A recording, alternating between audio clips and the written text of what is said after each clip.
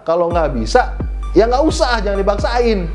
Balikin duit gua. Lama-lama kan kesabaran gua habis nih. Ternyata shock breaker gua ambles.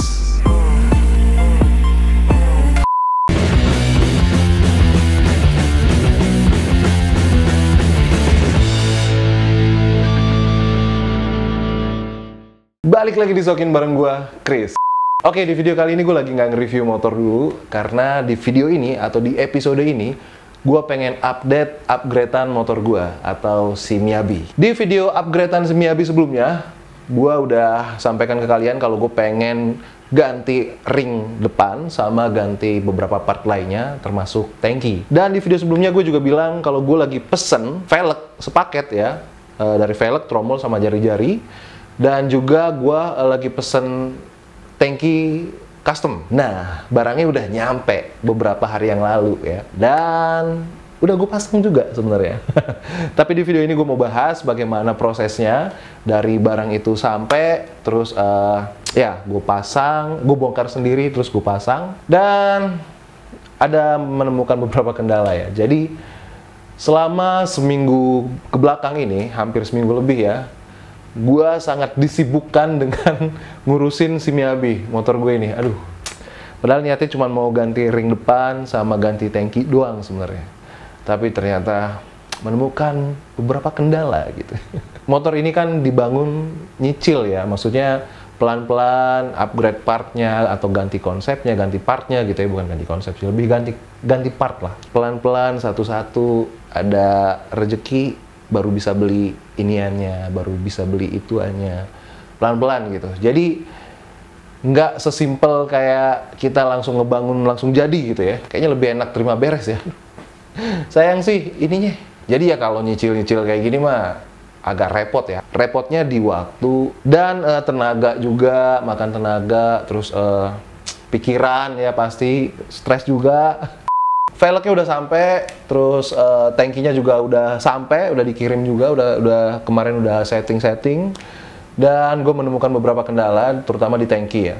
Ternyata nggak masuk di konsep gitu, maksudnya nggak sesuai dengan ekspektasi gue. Bukan tangkinya sih hasilnya bagus, tapi konsepnya ternyata buat pakai tangki Sportster menurut gue kurang pas gitu. Setelah gue pikir-pikir, mungkin tangki Sportster ini bakal gue pakai nanti ya. Jadi saat ini nggak gue pakai dulu, karena gue benar-benar harus ganti konsep banyak tuh. Jadi mulai dari stangnya yang harus diganti, T-bar kali yang tinggi gitu ya, atau dikasih riser yang lebih tinggi, mungkin bisa lebih masuk dengan sedikit sisi bar di belakang mungkin. Nah ini kan konsep motor gue ceper nih. Kalau gue pakein tangki Sportster dan stang yang T-bar tinggi dengan riser yang tinggi, itu mau nggak mau, menurut gue, ini selera gue ya, menurut gua forknya atau shock depannya tuh harus tinggi juga, bukan long fork tapi tinggi lah. Gap dari segitiga bawahnya sama si ban harus punya jarak yang agak jauh gitu. Kalau gua kan terlalu ceper nih si Miyabi, kayaknya nggak cocok deh menurut gua. Kemarin udah gua bayang-bayangin, gua coba-coba gitu ya, gua pasang tangkinya, terus gua ya menghayal lah gitu ya, gua bayangin kalau ini wah kayaknya kurang pas. Mungkin kalau mesinnya V-twin lebih lebar gitu, gede, cocok kali ya, atau pakai minimal pakai XS 6,5 gitu, mungkin lebih masuk. Cuman ini kan SR 400 tanggung banget ya, jadi menurut gua intinya kurang pas kayaknya buat konsepnya si Miyabi saat ini. Mungkin nanti kali, tapi tangki bakal gue pakai nanti, nunggu bosen dulu kali ya. Oke, terus kemudian velg depannya nih, ring depannya gue upgrade, gue ganti dari ring 19, sebelumnya gue pakai ring 19, gue ganti pakai ring 21. Dan kemarin gue udah sempet pesen, udah order, lalu kemudian seminggu kemudian ya kalau nggak salah, nggak nyampe seminggu malah, barangnya sampai. Terus kemudian gue PR nyari bannya nih, di dekat rumah gue nih pokoknya ada salah satu toko inilah ya, ban gitu kan, terkenalnya lengkap gitu ya. Ternyata tidak ada, bahkan dia tidak tahu. Gue nyari ban Sprinter Swallow Classic ya, ukuran 300, karena di daerah gue juga deket lah ke Otista, jadi ya gue cari ke Otista aja lah. Ya udah, akhirnya di Otista setelah muter-muter nemu bannya dan let's go, kita pasang. Dan finally ban sama si velg udah menyatu nih, menjadi satu.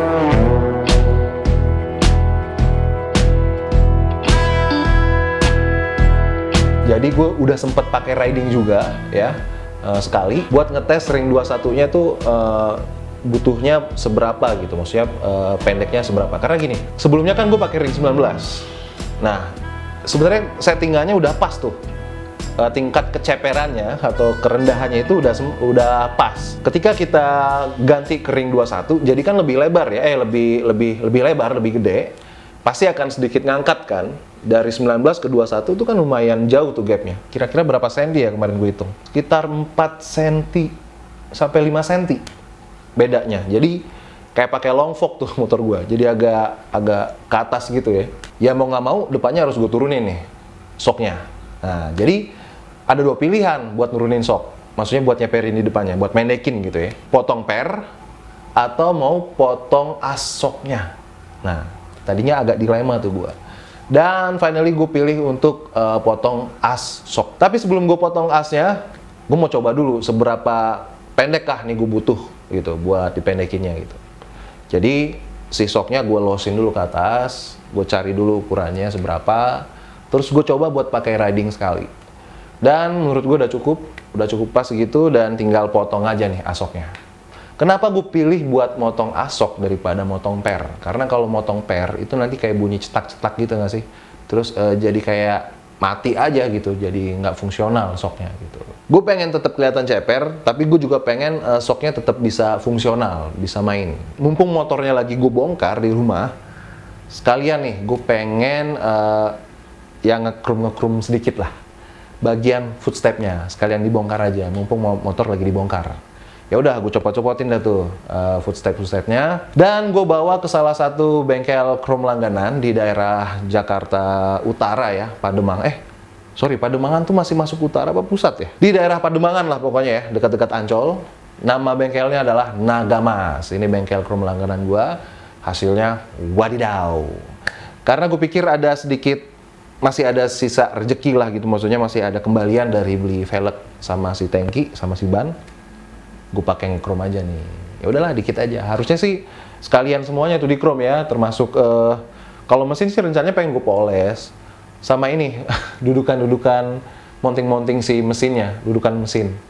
Itu harusnya kan di krom juga lah ya. Cuman ternyata cuman cukup buat ngekrom inian doang nih, footstepnya doang. Ya udah nggak apa-apa lah ya. Ya biar ada sedikit kinclong-kinclongnya, dikit aja, nggak usah banyak-banyak. Walaupun sih sebenarnya gue masih pengen pakai konsep road bike ya, konsep-konsep kayak semi-semi ya road bike lah, konsep-konsep unfinished gitu. Gue naruh footstepnya itu pagi ya, pagi agak siang malah ya, jam berapa ya, jam 10 lewat lah, jam 10-an lah. Gue sampai sana, gue taruh, dan sorenya udah kelar. Dan sebenarnya gue pengen ngevideoin prosesnya gitu. Cuman karena gue kemarin sambil kerja, jadi ya udahlah, gue tinggal dulu barangnya, jadi gue nggak sempet videoin. Tapi owner bengkelnya baik banget nih, dia videoin pakai HP beliau ya, dan dikirimin ke gue. Terima kasih banyak.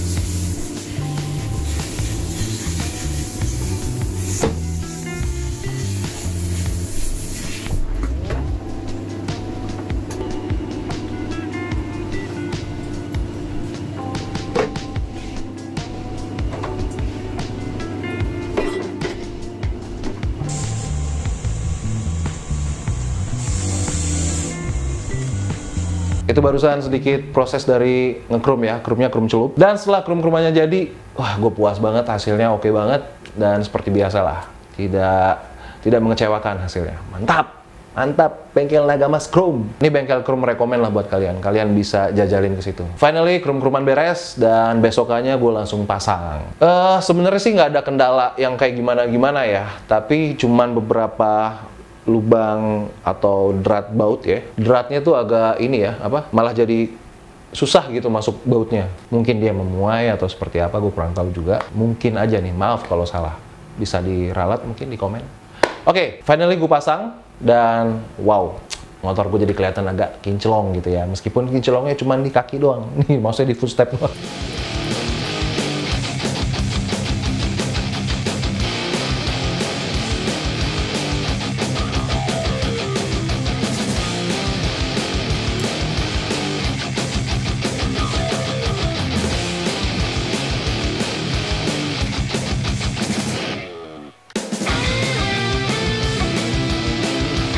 Selama seminggu gue ngurusin si Miyabi ini, gue kelamaan di nyari bengkel bubut. Aduh, nyari bengkel bubut tuh susahnya minta ampun.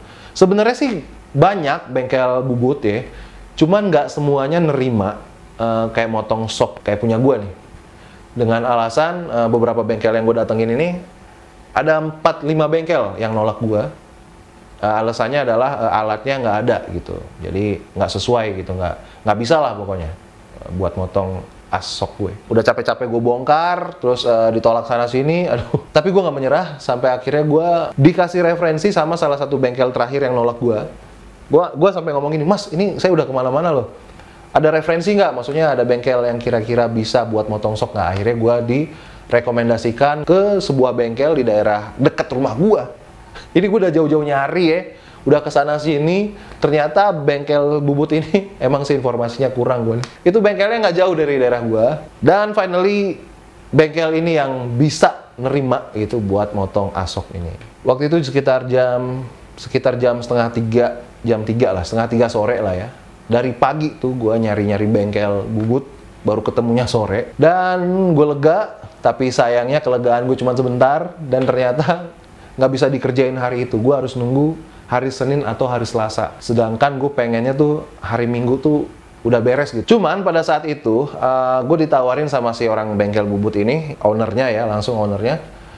Dia ngasih rekomen kalau mau kelar sekarang gitu, kalau mau buru-buru sekarang, gue direkomendasikan ke salah satu bengkel kenalannya di daerah. Ya udah, akhirnya tanpa basa-basi gue langsung ke bengkel yang direkomendasikan, ke bengkel berikutnya nih. Setelah sampai di sana, dramanya dimulai nih. Drama hampir baku hantam. Sebenarnya sih ownernya oke-oke aja nih. Yang kecot tuh anak buahnya. Jadi gini ceritanya. Ini no hard feeling ya. Gue santai aja. Maksudnya gue nggak ada dendam, gue nggak ada benci atau gimana. Ini cerita lucu aja jadinya buat gue. Jadi si owner ini kan tadinya sebenarnya nggak nyanggupin karena ada kerjaan lain. Punya gue paling bisanya besok nih dikerjain. Kalau nggak besok ya Senin atau Selasa kata dia. Gue pribadi sih nggak apa-apa sebenarnya. Kalau memang nggak bisa hari itu, sebenarnya nggak apa-apa. Gue juga sabar, santai, relax gitu. Nggak yang harus buru-buru gimana. Tapi kalau bisa dikerjain langsung sih lebih bagus gitu ya. Terus dia menawarkan gue nih. Singkat cerita si owner menawarkan, ya udah bisa gue kelarin sekarang deh kata dia. Tapi harganya 2 kali lipat ya. Ya udah deh gitu, nggak apa-apa gitu. Gue yain tuh, udah nih kan, udah deal, terus gue langsung bayar ya, langsung transfer, gue bayar ke dia, terus gue pastiin dong, karena gue udah bayar 2 kali lipat nih, nggak boleh salah nih ya kan, nggak boleh kependekan, nggak boleh kepanjangan gitu. Gue yakinin sekali lagi, gue tegesin, Pak, jangan kurang dari 4,7 cm ya. Gue minta potongnya 4,7 cm. Nggak boleh kurang, nggak boleh lebih nih. Tadi udah gue tandain soalnya kan, udah gue garisin. Gimana kalau masnya ke bengkel aja sekalian temenin tukang bubutnya nih buat ngebubut, dipantau gitu. Oh boleh, ya udah. Gue masuk ke tempat TKP-nya nih. Gue dianterin sama ownernya. Nah si ownernya balik ke toko nih. Jadi di belakang tokonya tuh bengkelnya, dia balik ke toko, gue ditinggal nih di TKP sendirian sama si tukang bubutnya. Tukang bubutnya ada 2 orang. Si tukang bubutnya ngoceh-ngoceh dong. Mas harusnya gini nih, Mas ini nggak bisa nih, ini gini bla bla bla bla, ngoceh deh pokoknya.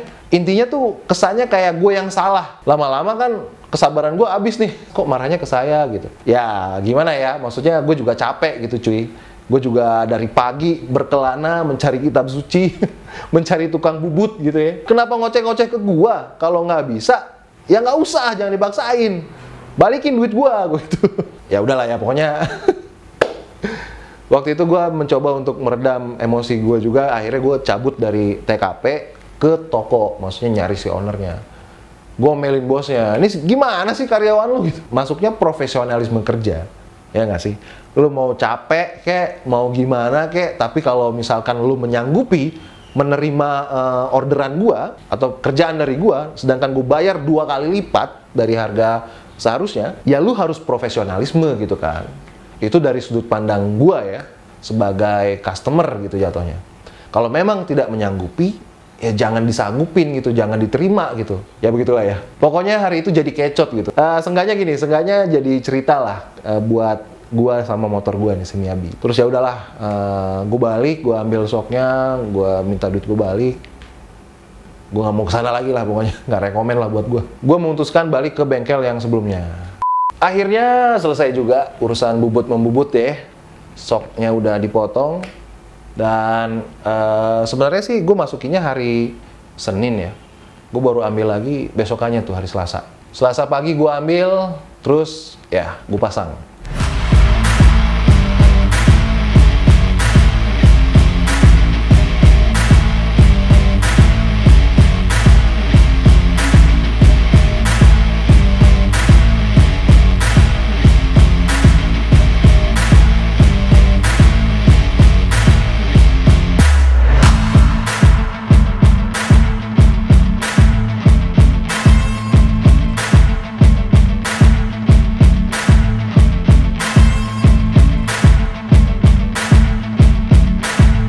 Dan jeng jeng, nggak semulus seperti yang gue harapkan gitu. Gue pikir tinggal pasang aja gitu. Ternyata shock breaker gue ambles.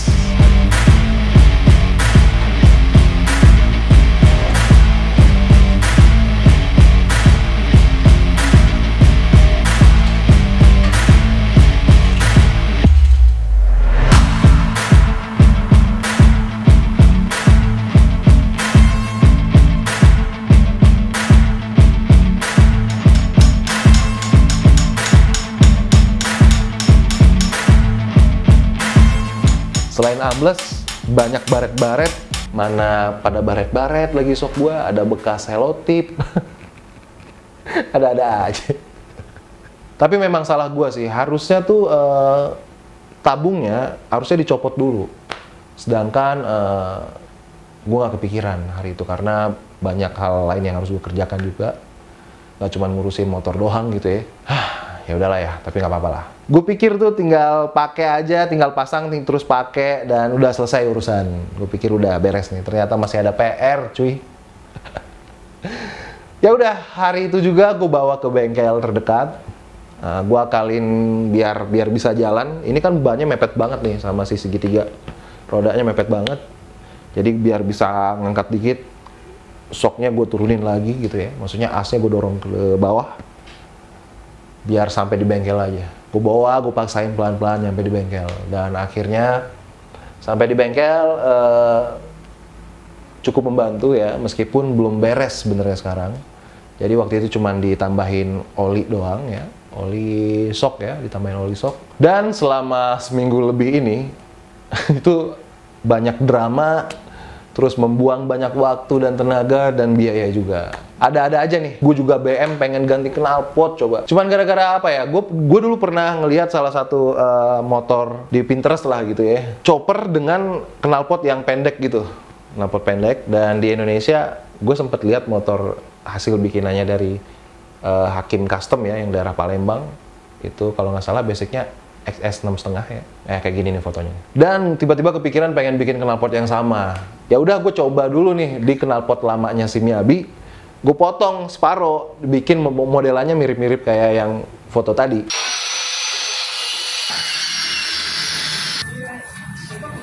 Bukannya keren ya, malah kayak motor petani sawit. Knalpotnya patah, tinggal leherannya doang. Lebih mirip kayak gitu, dan suaranya juga, aduh, suaranya udah bising, terus ada suara kayak blek blek blek. Ya pokoknya intinya nggak jadi lah ya bikin knalpot kayak gitu. Udah gue potong nih knalpot ya. Terus beberapa hari kemudian gue pengen tobat gitu ya, gue balikin lagi knalpotnya seperti semula. Gue balik lagi tuh ke bengkel itu, dan akhirnya disambung lagi. Aduh, ada-ada aja urusan. Udah dipotong, udah bayar, ngeluarin duit juga tuh ya, motong atau ngelas knalpot, dipasang lagi gitu, dibalikin lagi ya, ngapain ya, mungkin rezekinya si bengkel itu ya. Jadi ya selama seminggu lebih ini ya capek gue ngurusin motor gue, padahal cuma upgrade beberapa part doang padahal ya. Ada dramanya lagi. Ya seenggaknya ada cerita lah ya antara motor gue sama gue pribadi gitu. Ada ceritanya, ada chemistry-nya gitu. Nah, sekarang kita masuk ke hasilnya. Gimana hasilnya dari hasil upgradean si Miyabi kemarin dengan drama-dramanya? Seperti apa hasilnya? Ntar dulu. Hasilnya minggu depan nih, di video berikutnya ya. Karena gue masih BM, gue masih pengen ngotak-ngatik sedikit gitu. Nanti ya, sabar ya. Seperti apa bentuknya Miyabi dengan ring 21, dengan knalpot yang dipotong sambung minggu depan. Pantengin terus channel gue. Subscribe buat kalian yang baru mampir ke channel ini, silahkan di subscribe. Terima kasih buat kalian yang udah mantengin video ini, terima kasih. Jangan lupa subscribe sekali lagi, jangan lupa di share juga video ini biar semakin banyak teman-teman kita yang nonton. Dan jangan lupa juga follow Instagram gue di @christianapanji. Thanks for watching this video and see you later.